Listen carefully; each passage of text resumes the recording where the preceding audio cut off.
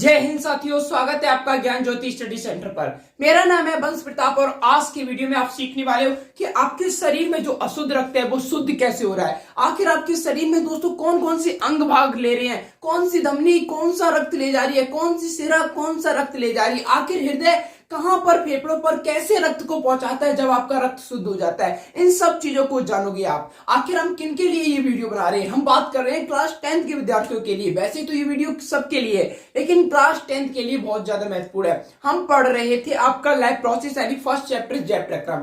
जय प्रक्रम में क्या होता है साथियों? पहले आपने देखा पोषण क्या होता है, दूसरा आपने देखा शोषण क्या होता है, तीसरा आप देखोगे आज परिसंचरण क्या है, चौथा उत्सर्जन, और ये चैप्टर खत्म हो जाएगा। लेकिन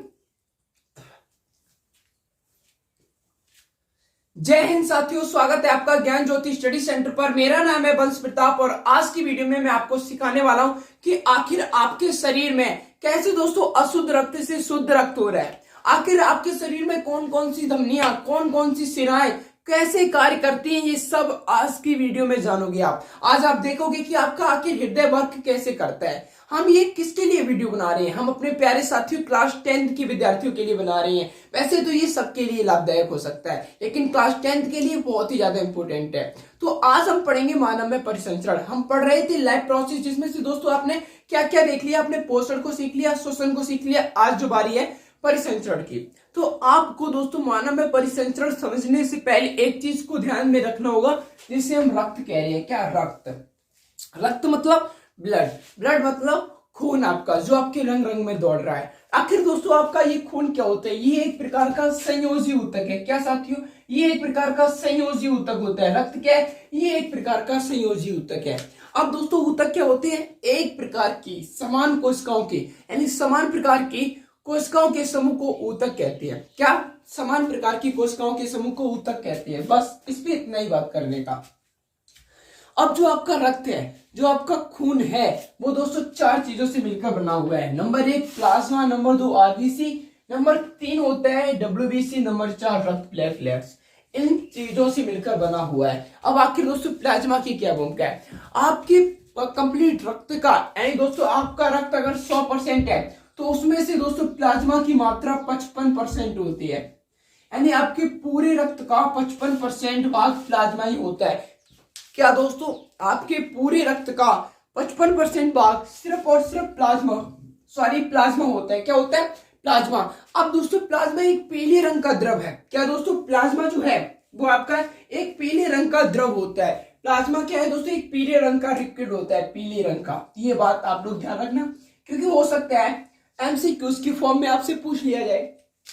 अब जो आपका आरबीसी है, आरबीसी रेड ब्लड सेल, लाल रक्त की कोशिकाएं। अब दोस्तों ये क्या होते हैं? ये इनमें दोस्तों ये रेड क्यों है? पहले तो हम ये जानेंगे कि आखिर ये रेड क्यों है, लाल क्यों है। तो दोस्तों मैं आपको बताऊं, इनमें पाया जाता है हीमोग्लोबिन। क्या दोस्तों? हीमोग्लोबिन क्या पाया जाता है दोस्तों? हीमोग्लोबिन। हीमोग्लोबिन की वजह से ये क्या है दोस्तों? लाल है। रेड यानी हीमोग्लोबिन की वजह से ये क्या है दोस्तों? लाल है। अगर आपसे क्वेश्चन पूछा जाए कि आखिर आरबीसी या ब्लड लाल क्यों है, तो दोस्तों हीमोग्लोबिन के कारण। किसके कारण? हीमोग्लोबिन के कारण। एक बात और, इनमें केंद्रक नहीं होता है। क्या दोस्तों? इनमें केंद्रक नहीं पाया जाता है। केंद्रक नहीं होगा, इनमें केंद्रक नहीं होगा। इनमें क्या नहीं होगा? केंद्रक नहीं होता है, इनमें केंद्रक नहीं होगा। और इनका जीवन काल लगभग दोस्तों 120 दिन तक होता है। इनका जीवन काल कितने दिन तक रहेगा? 120 दिन तक। इनका जीवन काल दोस्तों 100 से 120 दिन तक रहता है। अब हम बात करेंगे डब्ल्यूबीसी की। डब्ल्यूबीसी, अब दोस्तों जो ये डब्ल्यूबीसी आपकी होती है, इनमें हीमोग्लोबिन नहीं पाया जाता है, इसीलिए ये क्या होती है? रंगहीन होती हैं। इनमें हीमोग्लोबिन नहीं है, इसीलिए इन्हें हम रंगीन कह रहे हैं। और इन्हें हमारे शरीर की सैनिक कोशिकाएं भी कहा जाता है। क्या? इन्हें हमारे शरीर की सैनिक कोशिकाएं भी कहा जाता है। जो डब्ल्यूबीसी है आपकी, इन्हें हमारे शरीर की सैनिक कोशिकाएं भी कहते हैं, सैनिक कोशिका। और इनमें केंद्रक पाया जाता है। क्या? इनमें दोस्तों केंद्रक उपस्थित होता है। इनमें क्या होता है दोस्तों? केंद्रक प्रेजेंट होता है। बस ये दोस्तों डब्ल्यूबीसी के बारे में रहा। इनका जीवन काल लगभग 10 से 12 दिन या 12 से 20 दिन भी कह सकते हो। ये सब कुछ होता है। अब दोस्तों आखिर रक्त प्लेटलेट्स का कार्य क्या है? आपको कभी ना कभी चोट तो लगी होगी। क्या दोस्तों? चोट मतलब ब्लड आना। जब आपको चोट लगी होगी तो दोस्तों आपके ब्लड आता है। ब्लड जैसे आपने कभी साइकिल सीखी होगी, साइकिल सीखने के बाद आपकी चोट तो अवश्य लगी होगी, आप गिरे होगे मेरी तरह और आपके ब्लड आया होगा। ब्लड आने के बाद कुछ समय बाद वो रुक जाता है, क्या रुक जाता है, और वहां पर एक थक्का बन जाता है। आखिर क्यों? तो वो रक्त प्लेटलेट्स के कारण। इनका कार्य क्या है? ब्लड को जमाना, रक्त का थक्का बनाना। अगर साथियों अगर ये हमारे शरीर में ना हो तो रक्त, अगर हमारी चोट लग गई तो रक्त निरंतर बहता जाएगा। अब आपको पता है रक्त अगर निरंतर बहता जाएगा तो क्या होगा? काम खत्म हो जाएगा। तो आप समझ जाओ कि रक्त का कार्य ये है। अब मेनली आपने ये चीज तो सीख ली कि रक्त होता है क्या है, बस। अब आपको सीखना है कि आपका जो हृदय है वो क्या कहना चाहता है। हृदय हृदय हृदय। अब आप जानोगे साथियों कि आखिर हृदय क्या कहना चाहता है। तो ये हृदय लगभग मुट्ठी के आकार का होता है। अब आप अपने हृदय के बारे में जानोगे दोस्तों, आपको क्या करना है? हृदय का चित्र बनाना सीख लेना है, क्योंकि दोस्तों आपको चित्र आना चाहिए हृदय का। क्या दोस्तों? आपको हृदय का चित्र बनाना आना चाहिए। हृदय, अब देखिए हृदय। अब दोस्तों ये जो हृदय है वही करेगा दोस्तों यही कार्य। इसका हृदय का कार्य क्या है? रक्त को पंप करना। हृदय का जो मुख्य कार्य क्या है दोस्तों? रक्त को पंप करना। क्या कार्य है? हृदय का जो मुख्य कार्य होता है, हृदय का मुख्य कार्य क्या है? रक्त को पंप करना। अब दोस्तों मैं आपको एक लाइन बता रहा हूं जो हृदय के बारे में, वो आपको यहाँ पर नोट्स दिखेगा मेरा, वो आप पढ़ लेना, क्योंकि दोस्तों उसमें जो लिखा हुआ है वो आप समझ लोगे। मैं आपको बिल्कुल आज ये बताऊंगा कि शुद्ध से अशुद्ध रक्त कैसे, सॉरी अशुद्ध रक्त से शुद्ध रक्त कैसे होगा। तो आपको कुछ दिखेगा, आपको सामने में मेरा नोट्स ही दिखेगा, वो आप देख लोगे। तो मैं आपको कुछ अच्छा सा बताऊं। देखो, हृदय लगभग मुट्ठी के आकार का एक 13 सेंटीमीटर लंबा और 9 सेंटीमीटर चौड़ा तिकोना तथा कोमल अंग होता है। हृदय सदैव दोस्तों आप देखना, ये बहुत सी अच्छी चीजें आपको देखने को मिलेंगी। ये नोट्स आपको लिखने हैं, इसलिए मैं आपको दे रहा हूं। क्या इसमें दोस्तों एक चीज और है, देखिए हृदय की धड़कन बंद होते ही मनुष्य की मृत्यु हो जाती है। अब इससे एक समझ में आई दोस्तों, यानी जब तक हम जीवित हैं तो ये हमेशा क्रिया निरंतर चलती रहती है। और दोस्तों इस पे हमारा कंट्रोल नहीं कि अब मुझे गुस्सा आ गया, जैसे आप सांस को रोक सकते हो कुछ क्षण के लिए, कुछ समय के लिए, लेकिन साथियों आप हृदय की धड़कन को नहीं रोक सकते। जैसे कि आपको गुस्सा आ गया और आप कहोगे ए दिल, अरे सॉरी ए हृदय, दिल वो ऐसा वाला नहीं होता है दोस्तों, ये मुट्ठी के तिकोने का आकार का है। तो आपने कहा ये हृदय, अब मैं तुझे धड़कने नहीं दूंगा, तो ये सब सिस्टम नहीं चलेगा उस पर दोस्तों। वो एक अनैच्छिक पेशी है। अनैच्छिक पेशी क्या होती है? जिस पर हमारा कंट्रोल नहीं होता है। हमारा मतलब हमारे माइंड का कंट्रोल नहीं है, और जब हमारे माइंड का कंट्रोल नहीं है तो हम उसे वैसे भी नहीं रोक सकते हैं। ये बात समझ जाइए। दूसरी बात क्या है? हृदय मुख्यतः हृदय पेशियों से बना होता है। हृदय पेशी सदैव बिना रुके, बिना थके, निश्चित से सुगुड़ती फैलती रहती है। ये बात मैंने भी आपको बताई। हृदय चारों ओर से दोहरी झिल्ली हृदयावरण से घिरा होता है। दोनों परतों के मध्य तरल भरा होता है, यानी तरल एक भाग होता है वो भरा रहता है। इसके बायां भाग फेफड़ों को छोड़कर शरीर के अन्य भागों को रुधिर पंप करता है। जो दोस्तों हृदय का बायां भाग है वो शरीर क्या करता है, वो देखिए हृदय का बायां भाग फेफड़ों को छोड़कर, यानी जो हृदय का आपका बायां भाग होगा वो फेफड़ों को छोड़कर शरीर के अन्य भागों को रक्त पंप करता है। और इसी को दोस्तों आप सिस्टमैटिक परिसंचरण कहते हो। जैसे हृदय का बायां भाग क्या करेगा? फेफड़ों को नहीं करेगा, शरीर के अन्य भागों को रक्त पंप करेगा। इसी को आप सिस्टमैटिक परिसंचरण कहते हैं। और हृदय का दायां भाग फेफड़ों को पंप करता है, रुधिर पंप करता है, और इसी को पल्मोनरी परिसंचरण कहते हैं। बस ये आपने हृदय के बारे में कुछ जाना। अब देखिए हृदय दोस्तों आपकी 4 बेसमों से मिलकर बना है, हम वो देखेंगे। अब देखिए क्या होता है। एक चीज और पहले दोस्तों, अब मैं आपको एक चीज और समझा दूं, वो देखिए पहले। अभी दोस्तों मैं आपको एक चीज और समझा दूं, धमनी और शिरा। धमनी और शिरा, क्या आखिर दोस्तों धमनी और शिरा में क्या अंतर है? धमनी और शिरा दोस्तों, धमनियों में क्या होता है? शुद्ध रक्त बहता है। हमारे शरीर में शुद्ध भी है, अशुद्ध भी है। तो जो आपकी धमनियां होती है उनमें कैसा रक्त बहता है? शुद्ध रक्त। धमनियों में शुद्ध रक्त यानी ऑक्सीजन की उपस्थिति वाला। और अशुद्ध, और शिराओं में क्या होता है? अशुद्ध रक्त बहता है, अशुद्ध रक्त।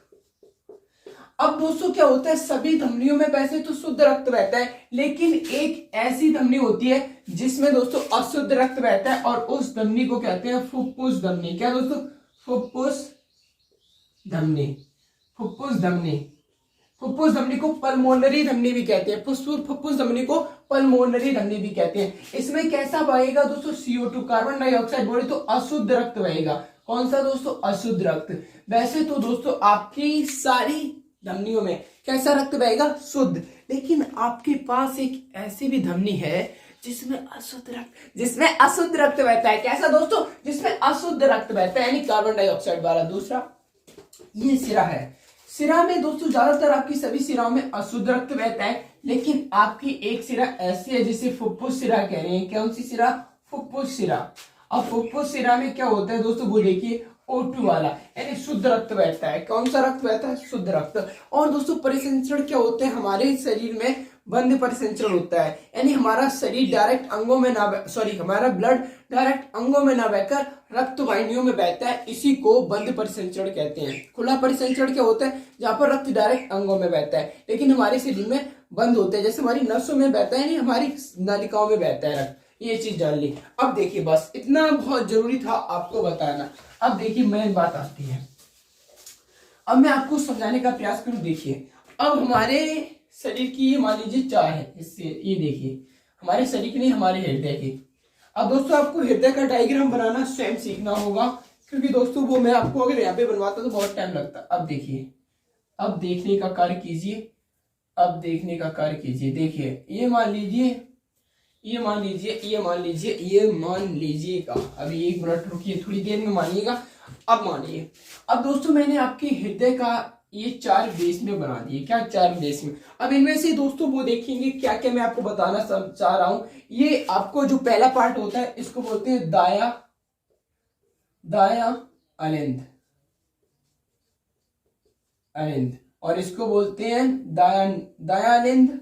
ये क्या है दोस्तों? दाया अलिंद। और ये दाया निलय, बाया अलिंद, बाया निलय। अब दोस्तों यहाँ पर देखिए, अब ये इसको दाया अलिंद बोलेंगे और इसको बोलेंगे दाया निलय। इसको क्या बोलेंगे? दाया निलय। ये आपको याद करना है। ये बाया अलिंद और ये क्या है? बाया निलय।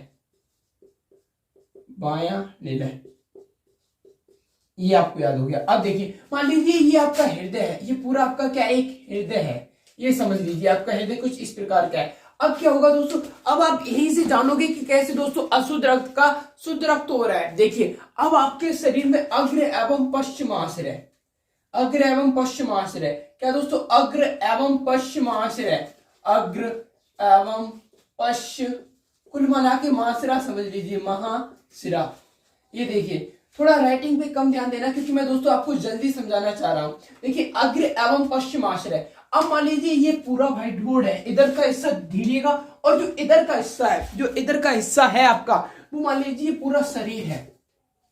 अब ये अग्र एवं पश्चिम आश्रय क्या करते हैं? शरीर के विभिन्न भागों से, मान लीजिए ये देखो शरीर के विभिन्न भागों से, और ये मान लीजिए अशुद्ध रक्त, ये देखो CO2 वाला अशुद्ध रक्त फैला हुआ है। अब ये क्या करेंगे? अग्र एवं पश्चिम आश्रय शरीर के विभिन्न भागों से, ये देखिए शरीर के विभिन्न भागों से अशुद्ध रक्त को हृदय के दाया अलिंद में ले आते हैं।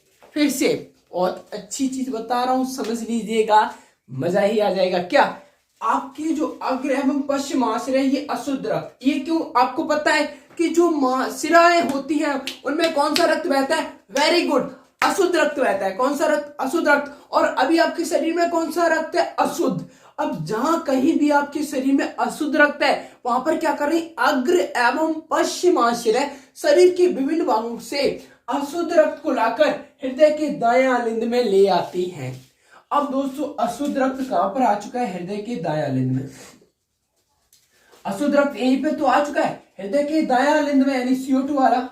अब क्या होता है? देखिए अशुद्ध रक्त जैसे आपका दाया अलिंद में आ जाता है, अब दाया अलिंद एक चीज कहता है कि मेरे बस का नहीं है कि रक्त को मैं शुद्ध कर पाऊं, लेकिन मेरे बस में एक चीज है। हृदय का जो दाया अलिंद कहता है कि मेरे बस का नहीं है कि मैं रक्त को शुद्ध कर पाऊं, लेकिन एक चीज है, वो क्या? कि मैं इस रक्त को इस दाया निलय में भेजा सकता हूं, अपने दोस्त के पास भेज सकता हूं। तो ये दाया अलिंद क्या करता है? अशुद्ध रक्त को दाया निलय में पहुंचा देता है, दाया निलय में पहुंचा देता है। अभी तक आपका अशुद्ध रक्त शरीर में था, अब शरीर के विभिन्न भागों से अग्र एवं पश्चिमाश्रय ने क्या किया? अशुद्ध रक्त को दाया अलिंद में ले आई। अब दाया अलिंद से आपका अशुद्ध रक्त दाया निलय में आ गया। कहां आ गया? दाया निलय में। अब देखिए दाया निलय भी कहता है ये क्या कर दिया, इतना कठिन काम दे दिया, मेरे बस का नहीं है, लेकिन मेरे पास एक दोस्त है, क्या दोस्तों? ये कहता है लेकिन मेरे पास एक दोस्त है। उस दोस्त का नाम क्या है? उस धमनी का नाम बताओ जिसमें अशुद्ध रक्त बहता है। वेरी गुड, फुफ्फुस धमनी। क्या? फुफ्फुस धमनी। तो ये कहता है मेरा एक दोस्त है फुफ्फुस धमनी, वो इस रक्त को फेफड़ों तक पहुंचा देगा। तो यहां से फुफ्फुस धमनी क्या करती है दोस्तों? फुफ्फुस फुफ्फुस धमनी, यानी दोस्तों इसे आप पल्मोनरी धमनी भी कहते हो। तो दोस्तों फुफ्फुस धमनी क्या करती है, हृदय से दायां अलिंद से अशुद्ध रक्त कहां पहुंचा देती है, फेफड़ों तक। कहां दोस्तों, फेफड़ों तक, फेफड़ों तक। दोस्तों देखिए फिर से सॉरी, अभी तक कहानी ये चल रही थी कि आपका जो हृदय है दोस्तों वो क्या हो रहा है, अग्र एवं पश्चिमाश्रय अंग को अशुद्ध रक्त को दायां अलिंद में ले जाते थे। यानी आपने क्या देखा था, ये देखा था कि आपके हृदय में क्या चल रहा था, विभिन्न भागों में अशुद्ध रक्त था, तो वहां से अग्र एवं पश्चिमाश्रय ने अशुद्ध रक्त को दायां अलिंद में ले आए। दायां अलिंद ने ये कहा मेरे बस का नहीं है, यानी दायां अलिंद ने अशुद्ध रक्त दायां निलय में भेज दिया। अब दायां निलय में भी इतनी क्षमता नहीं है कि अशुद्ध रक्त को शुद्ध कर पाए, तो दायां निलय में एक फुफ्फुस धमनी होती है। क्या है, फुफ्फुस धमनी। अब ये फुफ्फुस धमनी क्या करती है दोस्तों, अशुद्ध रक्त को फेफड़ों तक पहुंचा देती है, अशुद्ध रक्त को फेफड़ों तक। अब यानी अब दोस्तों आपका CO2 यानी कार्बन डाइऑक्साइड वाला रक्त यानी अशुद्ध रक्त कहां पर आ गया है, फेफड़ों पर। कहां पर आ गया है, फेफड़ों पर आ गया है। अब फेफड़ों पर जैसे ही अशुद्ध रक्त जाता है, अब ये कहता है कि मैं नहीं डरता अशुद्ध रक्त से। ये क्या करता है, अशुद्ध रक्त को, ये क्या करता है, अशुद्ध रक्त को, ये क्या करता है, अशुद्ध रक्त को शुद्ध बना देता है। यानी जो फेफड़े क्या करते हैं दोस्तों, अशुद्ध रक्त को ये क्या करते हैं, अशुद्ध को शुद्ध बना देते हैं। यानी दोस्तों फेफड़े क्या करते हैं, अशुद्ध रक्त को, अशुद्ध यहां पे और समझ लीजिए, अशुद्ध को शुद्ध बना दिया। क्या बना दिया, शुद्ध। यानी दोस्तों फेफड़ों ने क्या किया, फेफड़ों ने क्या किया कि अशुद्ध रक्त को शुद्ध बना दिया। एक बार फिर से मैं बता दूं, हाँ बिल्कुल बता देता हूं कि अग्र एवं पश्चिमाश्रय से शरीर से विभिन्न भागों से अशुद्ध रक्त को हृदय के दायां अलिंद में छोड़ दिया।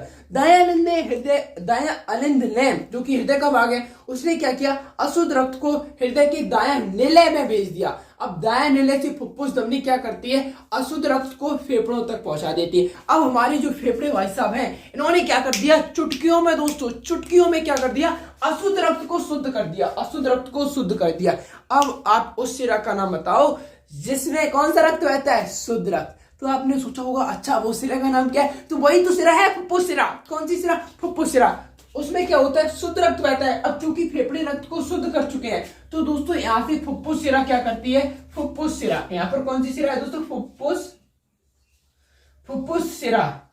फुफ्फुस सिरा क्या करती है, ये देखिए फुफ्फुस सिरा क्या करती है, अशुद्ध रक्त को अब हृदय के बायां अलिंद में पहुंचा देती है। अब आपका शुद्ध रक्त आ गया, कहाँ, शुद्ध रक्त कौन से भाग में आ गया, हृदय के बायां अलिंद से। अब ये बायां अलिंद शुद्ध रक्त को हृदय के बायां निलय में पहुंचा देता है। अब आपका शुद्ध रक्त यहाँ आ गया।